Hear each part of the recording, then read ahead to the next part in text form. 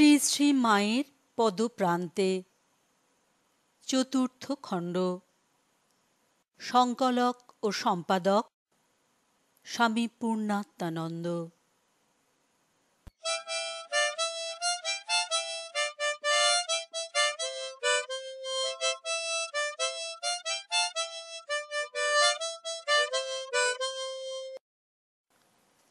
মাতা ঠাকুরানীর স্মৃতিকথা। শশীভূষণ সামন্ত। মাতা ঠাকুরানীর লীলা কাহিনী বলিয়া শেষ করা যাইবে না। শ্রী শ্রী রামকৃষ্ণদেব যেইরূপ মর্তধামে লীলা করিতে আসিয়াছিলেন, তদ্রূপ মাতা ঠাকুরানীও তাহার সহিত মর্তে অবতীর্ণা হইয়াছিলেন। সাধারণ গৃহী মানুষই উচ্চ নীচ ভেদ জ্ঞান করিয়া থাকেন, কিন্তু তাহারা দেবদেবী, তাহাদের দৃষ্টিতে সকল ব্যক্তি সমান। যাহারা তাহা প্রত্যক্ষ করিয়াছেন, তাহাদের সেই উপলব্ধি ঘটিবে। মাতা ঠাকুরানীকে প্রত্যক্ষ করিবার সৌভাগ্য আমার হইয়াছিল, তাহার দুর্লভ পদযুগল স্পর্শ করিবার সৌভাগ্য হইয়াছিল। সেই সুবাদে যাহা যাহা প্রত্যক্ষ করিয়াছিলাম এবং যাহা তাহার প্রত্যক্ষদর্শীদের নিকট শ্রবণ করিয়াছি, তাহারই যৎকিঞ্চিৎ লিপিবদ্ধ করিলাম। ভগবান শ্রী শ্রী রামকৃষ্ণদেব ও ভগবতী মাতা ঠাকুরানী কৃপা করিয়া এই বৃদ্ধ বয়সে যতটুকু স্মৃতিতে সরবরাহ করিবেন, তাহাই পরিবেশন করিয়া কৃতার্থ হইব। আমরা ছোটবেলায় শ্রী শ্রী রামকৃষ্ণদেবের নিকট যখন থাকিতাম, মাতা ঠাকুরানী তখন প্রায় একাকিনী ওই কুঠুরিতে নিজ কর্ম লইয়া সর্বদা ব্যস্ত থাকিতেন। পরে আরও কয়েকজন মহিলা তথায় তাহার সহিত কিছুকাল বসবাস করিয়াছিলেন। দিনের বেলায় তাহার বড় একটা দর্শন পাওয়া যাইত না। তিনি খুব লজ্জাশীলা ছিলেন। মাতা ঠাকুরানী পাড়ার সকলের গৃহে যাইতেন না। তিনি শ্রীযুক্ত রাম চট্টোপাধ্যায় মহাশয়ের গৃহে, পাঁড়ি গিন্নির গৃহে এবং আমাদের অর্থাৎ ভাণ্ডারী মহাশয়ের গৃহে পদার্পণ করিতেন। আমার জ্যেষ্ঠ ভ্রাতা শরৎ সামন্ত মহাশয় কিছুকাল মাতা ঠাকুরানী ও লক্ষ্মীমণি দেবীকে দ্বিতীয় ভাগ পড়াইতেন। শ্রী শ্রী রামকৃষ্ণদেব একদিন আমার জ্যেষ্ঠ ভ্রাতাকে বলিলেন, ওরে শরৎ, তোরা তো পাঠশালায় গিয়ে লেখাপড়া শিখছিস, লক্ষ্মীকে একটু দ্বিতীয় ভাগটা পড়িয়ে দে না দেখি। শ্রী শ্রী রামকৃষ্ণদেবের এই নির্দেশের পর কিছুকাল তিনি মাতা ঠাকুরানী ও লক্ষ্মীমণি দেবীকে দ্বিতীয় ভাগ পড়াইয়াছিলেন। জ্যেষ্ঠ ভ্রাতাকে বলিতে শুনিয়াছি, মাতা ঠাকুরানী নিজের নাম লিখিতে পারিতেন। তিনি রামায়ণ ও মহাভারত শুনিতে ভালোবাসিতেন। একদিন কৌতূহলবশত জ্যেষ্ঠ ভ্রাতা মাতা ঠাকুরানীকে বলিয়াছিলেন, মা, এই রামায়ণের পাতাটি পড়ুন। মাতা ঠাকুরানী বলিয়াছিলেন, তুমি তো পড়ছ বাবা, তাতেই হবে। জ্যেষ্ঠ সহোদর মহাশয়ের কেন যেন জেদ চাপিয়া গিয়াছিল। তিনি মাতা ঠাকুরানীকে পুনঃ পুনঃ অনুরোধ করিতে লাগিলেন 2 লাইন ছড়া পড়িবার জন্য। মাতা ঠাকুরানী অগত্যা সীতার বনবাস অংশের কয়েকটি লাইন পাঠ করিয়া তাহাকে শুনাইয়াছিলেন। মাতা ঠাকুরানীর কণ্ঠে তাহা শুনিয়া সহোদর মহাশয় আনন্দে আত্মহারা হইয়া গিয়াছিলেন। তৎক্ষণাৎ তিনি নহবৎ কুঠি হইতে ছুটিয়া শ্রী শ্রী রামকৃষ্ণদেবকে তাহা জানাইয়া তবে নিরস্ত হইয়াছিলেন। সেই সংবাদ তিনি আমাদের ঘরে আসিয়া পিতা মহাশয় ও জননী দেবীকেও জানাইয়াছিলেন। তাহার কণ্ঠে শুনিয়াছি, শ্রী শ্রী রামকৃষ্ণদেব ওই কথা শুনিয়া বলিয়াছিলেন, ওরে শরতে, তুই তো ভালো পণ্ডিতই শিখেছিস, তোর মঙ্গল হবে। বাস্তবিক শ্রী শ্রী রামকৃষ্ণদেবের আশীর্বাদে জ্যেষ্ঠ সহোদর মহাশয় জীবনে প্রতিষ্ঠিত হইয়াছিলেন। আমাদের গৃহে সত্যনারায়ণ পূজার দিন মাঝে মাঝে শ্রী শ্রী রামকৃষ্ণদেব ও মাতা ঠাকুরানী পদার্পণ করিতেন। অন্তত 2-3 বার তাহাদের উপস্থিতি প্রত্যক্ষ করিবার সুযোগ হইয়াছিল। তাঁহারা একত্রে আসিতেন না। শ্রী শ্রী রামকৃষ্ণদেব পূজা অনুষ্ঠান ব্যতীত অন্য সময়েও পিতা মহাশয়ের অন্বেষণে আমাদের বাড়িতে পদার্পণ করিতেন। মাতা ঠাকুরানী কেবল বিশেষ পূজার সময় পদার্পণ করিতেন। তাঁহার আগমনে আমাদের জননী ও খুড়িমা গলায় কাপড় জড়াইয়া তাঁহার শ্রীচরণে প্রণাম নিবেদন করিতেন। মাতা ঠাকুরানীও তাহাদের মস্তক স্পর্শ করিয়া আশীর্বাদ করিতেন। ওই সমস্ত পূজার দিন গ্রামের অন্যান্য ব্যক্তিদেরও নিমন্ত্রণ জানানো হইত। সত্যনারায়ণের পূজা ও পাঁচালি পাঠ শেষ হইলে আমার পিতা ও খুল্লতাতো মহাশয় একটি পৃথক আসনে মাতা ঠাকুরানীকে বসাইয়া তাহার সম্মুখে সত্যনারায়ণের ফল প্রসাদ ও সিন্নি আগাইয়া দিতেন। মাতা ঠাকুরানী সেই থালা হইতে একটি ফল মুখে লইয়া থালাটি সরাইয়া দিতেন। তাহার পর আসন ছাড়িয়া চলিয়া যাইতেন। তাহার সহিত তাহার আত্মীয়রাও আমাদের গৃহে আসিতেন। একবার একটি ঘটনা ঘটিয়াছিল। আমার খুল্লতাতো ভ্রাতা রাজকুমার বয়ামের আচার চুরি করিয়া খাইতে গিয়া বয়ামটি তাহার হাত হইতে পড়িয়া ভাঙিয়া যায়। খুড়িমা যারপরনায় তাহাকে তিরস্কার করেন। সেই সময় মাতা ঠাকুরানী আমাদের গৃহেই উপস্থিত ছিলেন। তিনি খুড়িমাকে ডাকিয়া বলিলেন, বৌমা, খোকাকে বকো না, ওরা অবুঝ, ওকে ভালো করে বলো, তাহলেই আর কখনো ও কাজ করবে না। খুড়িমা আপাতত চুপ করিলেন, কিন্তু মনে মনে গজরাইতেছিলেন। মাতা ঠাকুরানী তখন জননীকে বলিলেন, খোকাকে একটু ডেকে দাও তো মা। রাজকুমার মাতা ঠাকুরানীর নিকট হাজির হইলে মাতা ঠাকুরানী তাহাকে বলিলেন, বাবা, ঘরের জিনিস চুরি করে খেতে হবে কেন? মাকে চাইবে, তিনি তোমায় দেবেন। তাছাড়া তোমরা বাইরে ঘোরাঘুরি করে সেই হাতে বয়ামের ভিতর খাবার জিনিসে হাত দিলে সেটা নষ্ট হয়ে যাবে, গুরুজনদের দেওয়া যাবে না। রাজকুমার মাতা ঠাকুরানীর কথাগুলি মন দিয়া শুনিয়াছিল। মাতা ঠাকুরানী পূজার পর চলিয়া গেলেন। বড়ই আশ্চর্যের বিষয়, রাজকুমারা দ্বিতীয়বার আচার চুরি করিয়া খায় নাই। এমনকি আর কখনোই সে আচারে মুখ দিত না। তাহার জননী বহু পীড়াপিড়িতেও তাহাকে আচার খাওয়াইতে পারেন নাই। মাতা ঠাকুরানীর আরেকটি কথা স্মৃতিপথে উদয় হয়। আমার জ্যেষ্ঠ সহোদর শরৎ সামন্ত মহাশয় একদিন বলিলেন, চল, এক জায়গায় নিয়ে যাব। আমি রাজি হইলাম। তিনি আমাকে খুলিয়া কিছু বলেন নাই। হাঁটা পথেই আমরা সেখানে হাজির হইলাম। আমি জ্যেষ্ঠ সহোদরকে জিজ্ঞাসা করিলাম, এ কাহাদের বাড়ি? তিনি বলিলেন, চুপ কর। আমি আর কিছুই বলিলাম না। দেখিলাম সন্ন্যাসী মহারাজ ও ব্রহ্মচারীরা ঘোরাঘুরি করিতেছে। বহু ভক্ত বসিয়া অপেক্ষা করিতেছে। তখনও আমার মাথায় কিছুই আসে নাই। কিছুক্ষণ অপেক্ষা করিবার পর আমাদের পালা আসিল। আমি ঘরের মধ্যে ঢুকিয়াই স্তম্ভিত হইয়া গেলাম। কতদিন পর! মাতা ঠাকুরানীর চেহারা বদল হইয়া গিয়াছে। জ্যেষ্ঠ সহোদরের সঙ্গে আমিও মাতা ঠাকুরানীর চরণে প্রণিপাত করিলাম। মাতা ঠাকুরানী জ্যেষ্ঠ সহোদরকে সম্বোধন করিয়া বলিলেন, শরৎ, এটি তোমার সেই ছোট ভাইটি তো? কি যেন নাম? আমি বলিলাম, শশী।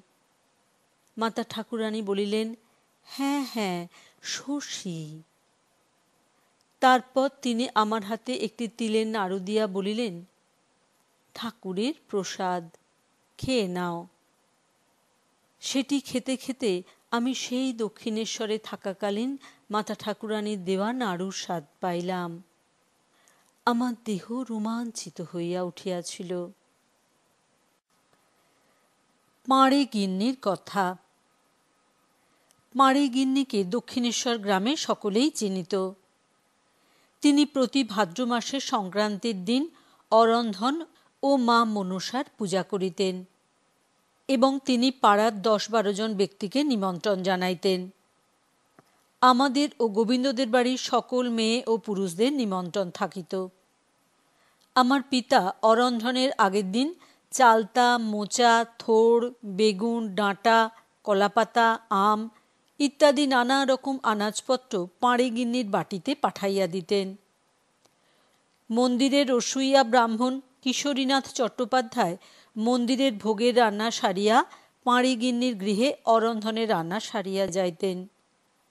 মাতা ঠাকুরানীও অরন্ধনের নিমন্ত্রণে পাঁড়ে গিন্নির গৃহে আসিতেন এবং আমার জননী, খুড়িমা ও গোবিন্দের জননীর সহিত একত্রে মা মনসার পান্তা প্রসাদ গ্রহণ করিতেন। পাঁড়ে গিন্নি শ্রী শ্রী রামকৃষ্ণদেবকে ভট্টাচার্য মহাশয় বলিয়া সম্বোধন করিতেন। তিনি বয়সে শ্রী শ্রী রামকৃষ্ণদেব অপেক্ষা বয়স্কা ছিলেন। তিনি মাতা ঠাকুরানীকে বৌমা বলিয়া সম্বোধন করিতেন।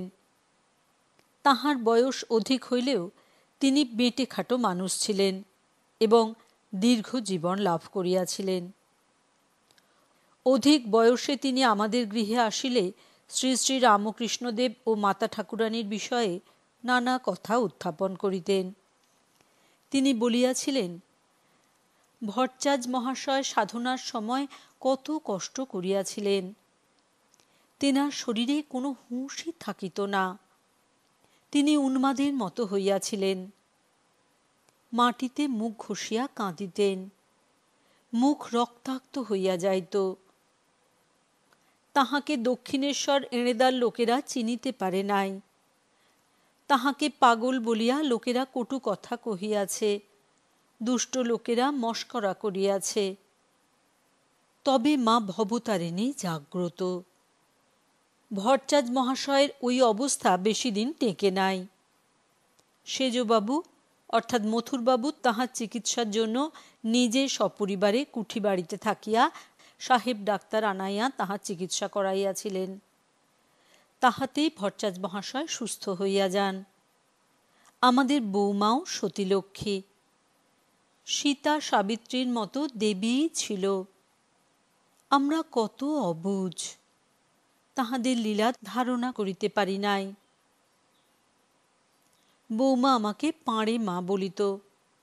বয়সে অনেক ছোট, কত ধীর কথা। আমার জন্য মাঝে মাঝে লাউ শাকের তরকারি পাঠিয়ে দিত। কি অমৃত রান্না ছিল বৌমার। বৌমা পাটিসাপটা পিঠা ভালোবাসিত। পৌষ পার্বণে পিঠার দিনে বৌমাকে একবার পাটিসাপটা পিঠা দিয়াছিলাম। বৌমা সেটি পেয়ে কি খুশি। আমাকে বলেছিল, পাঁড়ে মা, কি অমৃত হয়েছে গো তোমার পিঠে। খুব আনন্দ করে আমরা খেয়েছি। তাহাদের সেবা করা কি সহজ কথা? কত ভাগ্য করলে তবে তো সুযোগ পাওয়া যায়। ভট্টাচার্য মহাশয় ও বৌমার সেবার অধিকার বড় ভাগ্যের কথা। বৌমা আমার বাড়ি বেড়াতে এসে ওদেশের কত কথা বলিত। তাহার মুখে শুনেছি ওদেশের লোকেরা দলাদলি করে সামান্য বিষয় সম্পত্তি লইয়া লাঠালাঠি করে। কাহারও ধৈর্য নাই এক পলাও। কিসের বিষয় সম্পত্তি, কিসের অহংকার? এ তো কদিনের খেলা বলো মা। দেহ তো আকারে বাঁধা, কেবল মনটাই বাঁধা নেই। সেটাকে বাড়ালে গগন ছুঁয়ে যায়। মায়া তো বোঝে না, তাই সে মনটাকে বেঁধে রাখে। তাতে নিজেও যেমন কষ্ট পায়, অন্যকেও তেমনই কষ্ট দেয়। বৌমার কণ্ঠস্বরটি যে কি মিষ্টি ছিল তা বলে বোঝানো যায় না। মাতা ঠাকুরানীর কথা বলিতে বলিতে পাঁড়ে মা কান্নায় অস্থির হইয়া পড়িতেন। গোবিন্দ চট্টোপাধ্যায়ের কথা। গোবিন্দ আমাদের সমবয়সী ছিল। রাম চট্টোপাধ্যায় দক্ষিণেশ্বরের বিষ্ণু মন্দিরের পুরোহিত ছিলেন। মাতা ঠাকুরানী তাহাদের বাড়িতে যাতায়াত করিতেন। তাহার জননী মাতা ঠাকুরানী অপেক্ষা 2-3 বছরের অধিক বয়স্কা ছিলেন। মাতা ঠাকুরানী তাহাকে দিদি বলিয়া সম্বোধন করিতেন। তিনিও মাতা ঠাকুরানীকে ভগিনীর ন্যায় স্নেহ করিতেন। গোবিন্দের উপনয়নকালে মাতা ঠাকুরানী ও পাঁড়িগিন্নি একত্রে উপস্থিত থাকিয়া তাহাকে ভিক্ষাদান করিয়াছিলেন। পাঁড়িগিন্নি গোবিন্দের ভিক্ষা মাতা হইয়াছিলেন। গোবিন্দ সহ আমরা কয় ভ্রাতা বালক একসঙ্গে নহবত কুঠিরে গিয়া মাতা ঠাকুরানীর নিকট তিলের নাড়ু, নারকেল নাড়ু, কদমা প্রভৃতি খাবার পাইতাম। গোবিন্দ চট্টোপাধ্যায় মহাশয় বলিতেন, আমার পিতৃদেব রাম চট্টোপাধ্যায় মহাশয়কে রামকৃষ্ণদেব বিশেষ স্নেহ করিতেন। তাহার ভাগিনা হৃদয় মুখোপাধ্যায় মহাশয় যখন কালীবাটিতে না থাকিতেন, আমার পিতৃদেব তাহার দেখাশোনা করিতেন এবং তিনি ও রাম, ও রাম বলিয়া ডাকাডাকি জুড়িয়া দিতেন। তিনি বহুবার আমাদের গৃহে পদধূলি দিয়াছেন। আমার জননী পাঁচলা হইতে দক্ষিণেশ্বরে আসিলে এবং এখানে বসবাস শুরু করিলে তিনি মাঝে মাঝে আমাদের গৃহে পদার্পণ করিতেন। উপনয়নকালে মাতা ঠাকুরানীর নিকট ভিক্ষা লওয়ার সৌভাগ্য হইয়াছিল। পরবর্তীকালে সংসার জীবন শুরু করিলে আমার স্ত্রীকে জননী মাতা ঠাকুরানীর একটি কথা প্রায়ই শুনাইতেন। জননী দেবীর মুখ হইতে শুনিয়াছি, মাতা ঠাকুরানী তাহাকে বলিয়াছিলেন, দেখো মা, মেয়ে মানুষের অনেক কিছু সইতে হয়। আজ না সইলে মা কাল কাউকে কিছু বলার অধিকারও পাবে না, সাহসও আসবে না। জাহিদা বিবির কথা। জাহিদা বিবি দক্ষিণেশ্বরের মোল্লাপাড়ায় থাকিতেন। খুব অভাবী, তাহার কেহ ছিল না। দূর সম্পর্কীয় অনাথ বালক শেখ খাতিরকে তিনি প্রতিপালন করিতেন। খাতির আমাদের দলে থাকিয়া খেলাধুলা করিত। জাহিদা বিবি ভিক্ষা দুঃখ করিয়া দিন চালাইতেন। মাতা ঠাকুরানীর সহিত পরিচয় ছিল।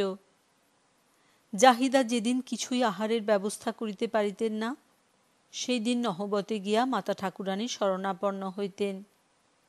তাহার মুখে বহু মাতা ঠাকুরানীর গুণকীর্তন শুনিয়াছি মাতা ঠাকুরানী তাহাকে চাউল, আনাজপাতি ও পরিধানের বস্ত্র দান করিতেন। গাজী পীরের তলায় মুসলমানরা পাল পার্বণের দিনে সিন্নি মানত করিতেন। মাতা ঠাকুরানী লোক মারফত পীরের পূজা পাঠাইতেন। মাতা ঠাকুরানী শ্রী শ্রী রামকৃষ্ণ দেবের ন্যায় কিশোর কিশোরীদের বিশেষ স্নেহ করিতেন। সাকিনা, আনোয়ারা, জামিনা প্রভৃতি বালিকার সহিত মাতা ঠাকুরানীর কথোপকথন শৈশবে লক্ষ্য করিয়াছি। আমাদের সহিত মোল্লাপাড়ার হানিফ, পাঁচু ও খাতির মাতা ঠাকুরানীর নিকট মিঠাই প্রত্যাশায় নহবত কুঠিরে যাত্রা করিত। বৃন্দে ঝিয়ের কথা। বৃন্দে ঝি বহুকাল কালীবাটিতে অবস্থান করিয়াছিলেন। শ্রী শ্রী রামকৃষ্ণদেবের সময় হইতে এবং তাহার পরেও তিনি কিছুকাল কাজ করিয়াছিলেন। তাহার আসল নাম ছিল বিনোদিনী দাসী। আলমবাজারে বসবাস করিতেন। তিনি নিঃসন্তান বিধবা ছিলেন। শ্রী শ্রী রামকৃষ্ণদেব ও মাতা ঠাকুরানীর সেবা করিয়া জীবন ধন্য করিয়াছিলেন। আমাদের বাটিতে তাহার যাতায়াত থাকায় তাহার কথা অল্প স্বল্প শ্রবণের সুবিধা হইয়াছিল। তাহার আদি বাড়ি ছিল মেদিনীপুর জেলায়। পরে এখানে আসিয়া বসবাস শুরু করেন। তিনি রানী রাসমণি ও সেজবাবুর বিশেষ বিশ্বস্ত ছিলেন। একবার কালী পূজার রাত্রে সেজ রানীমা দক্ষিণেশ্বর মন্দিরে পূজা দেখিতে আসিয়াছিলেন। আকস্মিকভাবে তাহার গায়ে সোনার হারটি খুলিয়া পড়িয়া যায়। সেজরানী তাহা টের পাইলেন অনেক পরে। যখন তিনি জানিতে পারিলেন যে বহুমূল্য সোনার হারটি তাহার গলা হইতে খসিয়া পড়িয়াছে এবং হারাইয়া গিয়াছে, তখন তিনি মনোকষ্টে অস্থির হইতেছিলেন। এমতাবস্থায় বৃন্দে ছুটিয়া আসিয়া তাহার হস্তে সেই বহুমূল্যের সোনার হারটি অর্পণ করিলেন। সেজরানীমা সেই অবধি বৃন্দেকে বিশেষ স্নেহ করিতেন। বৃন্দে সারাদিন মন্দিরে নানা কাজে থাকিতেন। বিশেষত বাবুদের কেহ যানবাজার হইতে আসিয়া দক্ষিণেশ্বর কুঠিবাড়িতে অবস্থান করিতে থাকিলে তাহাদের সেবা যত্নের কাজ তাহার উপরই ন্যস্ত থাকিত। শ্রী শ্রী রামকৃষ্ণদেবের তিরোধানের কিছুকালের পর বৃন্দে মন্দিরের কাজ হইতে ইস্তফা গ্রহণ করেন। তাহার এক আত্মীয় তাহার গৃহে প্রতিপালিত হইত। সেজবাবু ও সেজরানীমার বিশ্বস্ত হওয়ায় বৃন্দে বিশেষ অর্থশালিনী হইয়াছিলেন। আমাদের বাড়িতে তাহার আগমনকালে তাহার মুখ হইতে যেরূপ শুনিয়াছিলাম তাহা লিপিবদ্ধ করিলাম। আমি মা ঠাকুরানীর অনেক কাজ করিতাম। তখন বেশি ভক্ত আসে নাই। আমি মা ঠাকুরানীকে সঙ্গে লইয়া মন্দিরে পাড়ার প্রতিবেশীদের ঘরে লইয়া যাইতাম।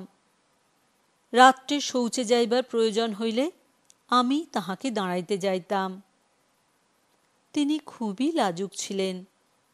পুরুষ ভক্তদের সহিত বাক্যালাপ করিতেন না। তাহার কোনো কিছু প্রয়োজন পড়িলে আমি ভট্টাচার্য মহাশয়কে ডাকিতাম। একবার তাহার ভীষণ শরীর খারাপ হয়। বারবার শৌচে যাইতেছেন, তথাপি কাহাকেও কিছু বলিতেছেন না। আমি তাহার ঘরে যাইয়া ওই অবস্থা দেখিয়া বলিলাম, এ কি মা, আপনার এমন অবস্থা জানান নাই কেন? তাহার পর আমি ভট্টাচার্য মহাশয়কে তাহার শরীরের কথা জানাইতে তিনি হৃদয় ভট্টাচার্য মহাশয়কে বলিয়া কবিরাজ ডাকাইলেন। একটি কবিরাজে হইল না, সেবার 2-3টি কবিরাজ আনতে হইয়াছিল। মা ঠাকুরন সেইবার ভীষণ অসুস্থ হইয়াছিলেন। সুস্থ হইয়া বলিয়াছিলেন, বৃন্দে সখী, তুমি এবার আমার জীবন ফেরালে, ঠাকুর তোমার মঙ্গল করুন। আমি বলিয়াছিলাম, মা ঠাকুরন, এরপর যখনই শরীর খারাপ হবে আমাকে জানাবেন, তাহলেই সব ব্যবস্থা হবে। মা ঠাকুরনের বহু সেবা করিয়াছি, বহু আশীর্বাদও পাইয়াছি। তিনি খুবই ভালোবাসিতেন। মা ঠাকুরানীর কাছে অনেকক্ষণ থাকিতাম বলিয়া ভট্টাচার্য মহাশয় রসিকতা করিয়া বলিতেন, সখীদের কি এত কথা, ফুরোয় না যে। সে সমস্ত দিন যে কত পবিত্র ছিল, কত সুখের ছিল, ভাবাই যায় না। সবই মা ভবতারিণীর দয়া। যদুর মায়ের কথা। যদুর মা নাম্নী আর এক দাসী কালীবাড়িতে কিছুকাল কাজ করিয়াছিলেন। যদুর মায়ের নাম পঞ্চাননী দাসী। তাহার বাড়ি ছিল কামারহাটিতে। তিনি ছিলেন বাল্য বিধবা। তাহার একটি মাত্র পুত্র ছিল। সে অকালে প্রাণত্যাগ করে, কিন্তু তাহাকে লোকে যদুর মা বলিয়াই ডাকিত। তিনি কালীবাড়ির পূজার বাসন মাজিতেন। রাত্রে কখনো কখনো মা ঠাকুরানীর নিকট শয়ন করিতেন। তখন ভক্তগণ সবে জমায়েত হইতে শুরু করিয়াছেন। অনেকে শ্রী রামকৃষ্ণদেবের নিকট রাত্রে অবস্থান করিতে শুরু করিয়াছেন। তাহাদের আহারের ব্যবস্থা ও বাসনপত্র মাজিবার জন্য তিনি মাঝে মাঝে মাতা ঠাকুরানীকে সাহায্য করিতে আসিতেন। মাতা ঠাকুরানী যদুর মায়ের বিশেষ মনোবাসনা মিটাইয়াছিলেন। যদুর মা নিজ মুখে তাহা ব্যক্ত করিয়াছেন। আমরা ছোট জাত, মন্দিরের বাসন মাজা ধোয়াই আমাদের কাজ। আমি দেখতাম বহু লোক আসিয়া ভট্টাচার্য মহাশয়কে ও নহবতের মাঠানকে প্রণাম করিয়া যাইতেন। আমারও মনে মনে বাসনা জাগিতে লাগিল যে আমিও একদিন মাঠানকে ছুঁয়ে প্রণাম করিব। কিন্তু তেনারা ব্রাহ্মণ, আমাদের ছোঁয়া পাপ। সেই ভয়ে তাহাকে ছুঁইতে সাহস পাইতাম না। কিন্তু মাঠান আমার সে বাসনা পূরণ করিয়াছেন। একদিন বঁটিতে আনাজ কাটিতে গিয়া মাঠান আঙুল কাটিয়া ফেলেন। তাহার আঙুল দিয়া টপ টপ করিয়া রক্ত পড়িতেছিল। আমি কাছে আসিতেই আমাকে বলিলেন, যদুর মা, তাড়াতাড়ি ন্যাকড়া ছেঁড়াটা নিয়ে এসো তো, হাত কেটে গেছে। আমি ঘরের চারদিক খুঁজিতেছি, হাতের কাছেই ন্যাকড়া ছিল, খুঁজিয়া পাই নাই। পরে সেটি লইয়া তাহার হাতের কাটা জায়গা বাঁধিয়া দিয়া তাহার শ্রীচরণ ছুঁইয়া প্রণাম করিলাম। মাঠান বলিলেন, হলো তো? আমি কহিলাম, মাঠান কি বলিলেন? মাঠান চাপিয়া গিয়া বলিলেন, কিছু নয়। এখন বোধ হয় তিনি নিজে থেকেই আমার বাসনা পূরণ করেছিলেন। মেছুনীদের কথা। এইবার মেছুনীদের কথা বলিব। এই দক্ষিণেশ্বর গ্রামে মন্দির ছাড়াইয়া দেবমণ্ডলের ঘাটের দিকে যাইলে মালাপাড়া রহিয়াছে। তথায় সেইকালে বহু ধীবর বাস করিত। তাহারা রাত্রিকালে নৌকা লইয়া মাছ ধরিত, গান গাহিত। অনেক সময় রাত্রিকালে জাল ফেলিয়া মাছের আশায় অপেক্ষা করিত। ভোরবেলায় সেই জাল তুলিয়া মাছ ছাঁকিয়া ঘরে ফিরিত। সকালবেলায় হাটে বাজারে মাছ বিক্রয় করিত। সেকালে বাড়ি বাড়ি মাছ বিক্রয় করার প্রথা ছিল। ধীবর গৃহিণীদের সাধারণ ভাষায় মেছুনী বলা হইত। ক্ষান্ত দাসী, পটল দাসী, ক্ষীরোদ্দাসী, নারায়ণী দাসী, পদ্মদাসী, গোলাপ দাসী এমন বহু মেছুনী দক্ষিণেশ্বর, কামারহাটি, এড়েদহ, আলমবাজারে বাড়ি বাড়ি মাছ বিক্রয় করিয়া ফিরিতেন। পটল দাসী ও গোলাপী দাসী এদের মধ্যে অধিককাল জীবিত ছিলেন। তাহাদের মুখে মাতা ঠাকুরানীর কিছু কথা শুনিবার সৌভাগ্য হইয়াছিল। আমরা পটল দাসীকে পট বুড়ি বলিতাম। বৃদ্ধ বয়সে তিনি আমাদের বাড়িতে প্রায়ই আসিতেন এবং আমাদের জননী দেবী তাহাকে যত্ন সহকারে মুড়ি, গুড় বা কখনো অন্ন পরিবেশন করিতেন। তাহার মুখে যেরূপ শুনিয়াছিলাম তাহাই লিপিবদ্ধ করিলাম। আমরা দল বেঁধেই মন্দির ঘাটে চান করতে যেতাম। তখনই মাঠানের সঙ্গে আমাদের দেখা হতো, কথা হতো। তখন আমাদের বয়স অনেক কম। সে কত দিনের কথা। নবদ পঞ্চবটী তখন অন্য রকম ছিল। আমরা গিয়ে মাঠানের সঙ্গে কথা বলতাম। প্রথম প্রথম দুই একটা কথা হতো। পরে আমাদের সঙ্গে তাঁর যেন কেমন নিজের লোকের মতো সম্পর্ক হয়েছিল। বাড়ির সব কথা হতো। ছেলে মেয়ের কথা, স্বামীর কথা, শ্বশুর শাশুড়ির কথা। কারো স্বামীর সঙ্গে ঝগড়াঝাটি হলে সে কথা মাঠানের কাছে আমরা বলতুম। একবার ক্ষীরোর স্বামীর সঙ্গে তার খুব বিবাদ হয়। তার স্বামী তাকে এমন ধাক্কা দিয়ে ফেলে দিয়েছিল, তার একটা দাঁত ভেঙে গেছিল। মাঠান শুনে রেগে গেছিলেন। বলেছিলেন, মিনসেগুলো মেয়ে মানুষদের ভাবে কি? তাদের নইলে চলেও না, আবার তাদের ওপর জুলুম করবে, পশুর বল ফলাবে। ক্ষীরো, তুমি খবরদার স্বামীর সঙ্গে যেচে কথা বলতে যাবে না। তবে সংসারের সব কাজ করবে, স্বামীর যা লাগে আগিয়ে দেবে, তবে যেচে সোহাগ করতে যাবে না। তাকেও ভাবতে দাও সংসারে সবারই দাম আছে। ক্ষীরোদ মাঠানের কথা মতো চলেছিল। তার স্বামী ওই কাজের জন্য দুঃখ পেয়ে দোষ স্বীকার করেছিল। মোক্ষদার মেয়ের একবার খুব বেয়াড়া জ্বর হয়। কোবরেজের ওষুধেও কিছু হচ্ছে না। সে কথা মাঠানকে জানালে তিনি ঠাকুরের ফুল দিয়েছিলেন। তা মাথাতে ঠেকাতে কয়েকদিনের মধ্যে জ্বর ছেড়ে গেল। মাঠান আমাদের বাড়ির রান্না বান্নারও খোঁজ নিতেন। এই সব কথার মাধ্যমেই আমরা জানতে পেরেছিলাম যে মাঠান সজনে ডাঁটা, পটল লতা, কামরাঙা খেতে ভালোবাসতেন। আমাদের সঙ্গে যশোদা থাকত। সে জিয়ানো মাছ, গুগলি, শামুক ধরত। ভরচাঁদ মশায়ের শরীর খারাপ হয়েছিল যখন, আমরাই জিওনো মাছ, গুগলি মাঠানকে এনে দিতুম। মাঠান গুগলি ভাঙতে পারতেন না। বলতেন, ওদের মাথায় আঘাত করলে কষ্ট হয়, তোমরা একটু ছাড়িয়ে দেবে। সেই থেকে আমরা রোজ এসে গুগলি ভেঙে দিতুম। আমাদের দলের প্রায় সকলেই চলে গেছে, কেবল গোলাপি আর আমিই বেঁচে আছি। গোলাপি বয়সে খুবই ছোট। ওর কম বয়স ছিল বলে মাঠান ওকে খুব ভালোবাসতেন। আমাদের মিঠাই, ফল, নাড়ু আরও সব দিতেন। মন্দিরে কীর্তন, কথকতা, যাত্রাপালা থাকলে আমাদের শুনতে আসার নিমন্ত্রণ জানাতেন। আমরা বোকা মানুষ, তখন কি আর বুঝতুম উনি এত বড় মানুষ? তবে তেনার যে দয়ার শরীর তা বেশ বুঝতে পারি।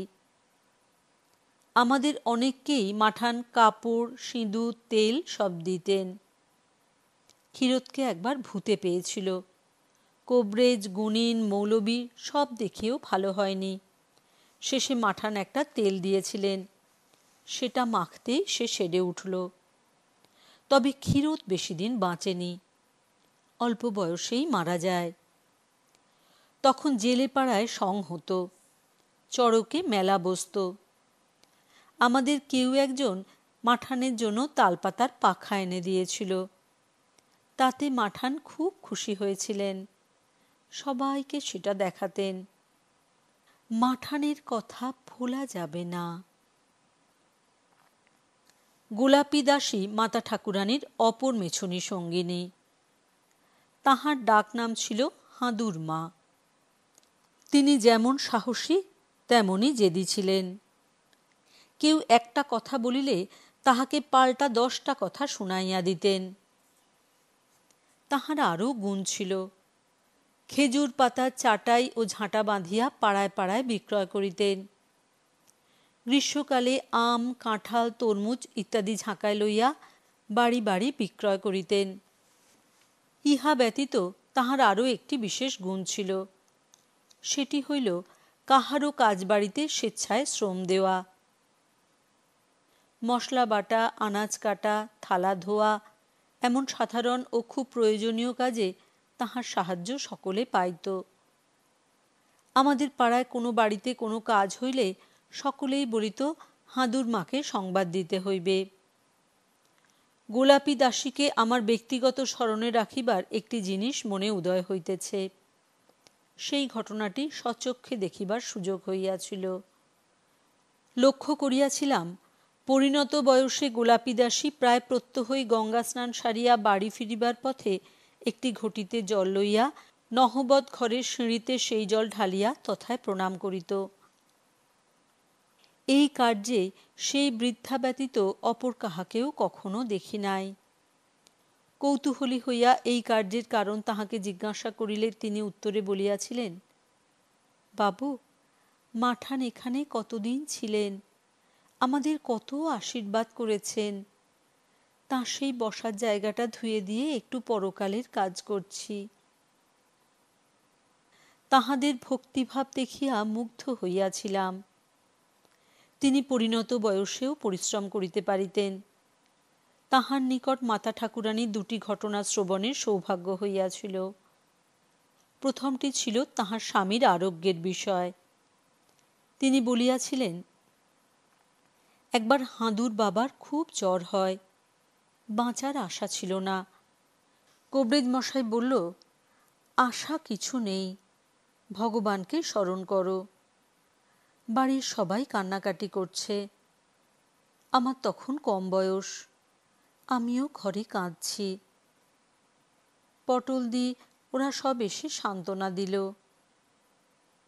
সেই রাত্রে আমি হাঁদুর বাপের মাথার কাছে বসে আধো ঘুম আধো জাগা অবস্থায় আছি। এমন সময় মনে হলো কে যেন বলছে, এটা মাথায় বুলিয়ে দে না, এ মা কালীর শ্রীচরণের পুষ্প। ঘুম ভেঙে গেল, কাউকে দেখতে পেলাম না। তখন ভয় হলো হয়তো হাঁদুর বাবা আর বাঁচবে না। যাই হোক, রাত কাটতেই সকালেই গেলাম মায়ের মন্দিরে। আমি মন্দিরের পেছনের ফটক দিয়ে ঢুকে পঞ্চবটী হয়ে মাঠানের বাড়ির দিকে যাচ্ছি। দেখি মাঠান ঘর থেকে বেরিয়ে হাতে একটা ছোট পুঁটলি নিয়ে দাঁড়িয়ে আছেন।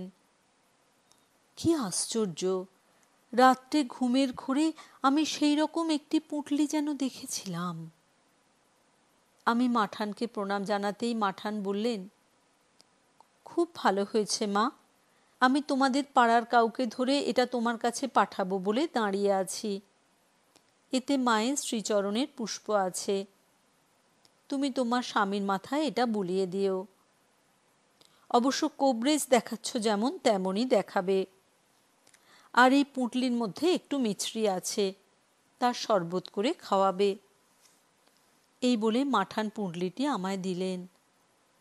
আমি কেঁদে বললুম, মাঠান, ও বাঁচবে তো? মাঠান বললেন, মা, বাঁচা মরা কি কারো হাতে? যিনি মালিক তিনিই জানেন, তুমি তাকে জানাও। মাঠানের দেওয়া ঠাকুরের পুষ্প হাঁদুর বাবার দেহে বুলিয়ে দিয়েছিলাম। কোবরেজের ওষুধও খেয়েছিল। কয়েকদিনের মধ্যে তার জ্বর চলে গেছিল। তবে জ্বর থেকে ভালো হলেও হাঁটতে ভালো পারেনি, খুঁড়িয়ে খুঁড়িয়ে চলত। তবে প্রাণে তো বেঁচে গেল। হাঁদুর বাবাকে খাওয়ানোর জন্য মাঠান মাঝে মাঝে ফলমূল সব দিতেন। আর একটা ঘটনা, আমার মাসি মেদিনীপুর থেকে এসেছিল দক্ষিণেশ্বরের কালী মন্দির দেখতে আর গঙ্গা স্নান করতে। সে সময় কালীবাড়িতে যাত্রা গান হচ্ছিল। আমি রাত্রে মাসিকে নিয়ে মন্দিরে এসেছিলাম যাত্রা গান শুনতে। কি ইচ্ছে গেল, নহবত ঘুরে গেলাম। ইচ্ছা ছিল মাসিকে মাঠান দেখাবো। নবতে গিয়ে দেখি মাঠান শুয়ে কাতরাচ্ছেন। আমি বাইরে থেকে ডাকলাম। মাঠান আস্তে আস্তে বললেন, আর মা, পেটের যন্ত্রণায় মরে যাচ্ছি। আমার কথা শুনে মাঠান কোনো রকমে বাইরে এলেন। আমি বললাম, মাঠান, আপনার আত্মীয় কারা যেন ছিল? মাঠান বললেন, তারা তাদের দাদার ওখানে চলে গেছে। মা, দরকারের সময় কেউ থাকে না। আমি বললাম, মাঠান, মাসিকে যাত্রা শোনাতে এনেছি। মাঠান বললেন, বেশ করেছ মা। তারপর আমরা চলে গেলাম। আমি মাঠানের শরীরের অবস্থা ভালো দেখলাম না। মাসিকে যাত্রার ওখানে বসিয়ে দিয়ে আবার মাঠানের কাছে গেছি। গিয়ে দেখি মাঠানের ঘর খোলা, তিনি নেই। ভাবলাম নিশ্চয় বাঁধছে গেছেন। আমি গঙ্গার ধারে এসে মাঠানকে লক্ষ্য করতে লাগলাম। দূরে হ্যারিকেন দেখে বুঝলাম মাঠান নিশ্চয় আছেন। অনেক দেরি হচ্ছে দেখে কাছে গেলাম। দেখলাম মাঠান মাটিতে মাথা রেখে শুয়ে পড়েছেন। আমি ধরে তাকে ঘরে এনে তুলি। মাঠান বিছানায় শুলে আমি জিজ্ঞেস করেছিলাম, আপনি কাউকে শরীর খারাপের কথা বলেননি? মাঠান বললেন, হ্যাঁ গো, বলেছি, ওরা ওষুধ দিয়ে গেছে বিকেলে। আমি মাঠানের ওই অবস্থা দেখে আর যাত্রা শুনতে গেলাম না। মাঠানের কাছেই বসেছিলাম। যাত্রা শেষ হলে মাসিকে নিয়ে ফিরি। পরের দিন খোঁজ নিয়ে জানলাম রোগ একটু কমের দিকে। মাঠানকে কোবরেজরা বলেছিলেন আমরুল শাকের রস খেতে। আমি সে সময় রোজ আমরুল শাক তুলে মাঠানকে দিয়ে আসতাম। থানকুনি পাতার ঝোল খেতেন, সেটা দিয়ে আসতাম। মাঠান আমাকে খুব ভালোবাসতেন। হাতের কাছে যা থাকতো কিছু না কিছু দিতেনই। আমি খুব রেগে যেতাম বলে বলতেন, গোলাপি, এই তেলটা মাখবি, মাথা ঠান্ডা থাকবে। এই বলে আমাকে এক শিশি তেল দিয়েছিলেন। আরও বলতেন, রাগ চণ্ডাল, কখনো রাগবি না। কি বলবো, মাঠানের আশীর্বাদে রাগটা কোথায় চলে গেল। ভট্টাচার্য মশায়ের শরীর খারাপ হতে ওনারা সবাই কলকাতায় চলে গেলেন। মাঠানও যেদিন চলে গেলেন আমরা অনেকে এসেছিলাম। সেদিন আমরা সবাই কেঁদেছিলাম। মাঠান আমাদের সান্ত্বনা দিয়ে বলেছিলেন, এরা তো সবাই রইল, তোমরা ভালো থেকো। সেই শেষ দেখা কতদিন হইয়া গেল। বড় কপাল করে এসেছিলাম, এমন মানুষের সঙ্গ পাবো ভাবতেও পারিনি। তাই এখনো রোজ আসি, মাঠানের কথা ভাবি। কবে তিনি পার করবেন সেই আশায় বসিয়া আছি। সংগ্রহ তড়িৎ কুমার বন্দ্যোপাধ্যায়।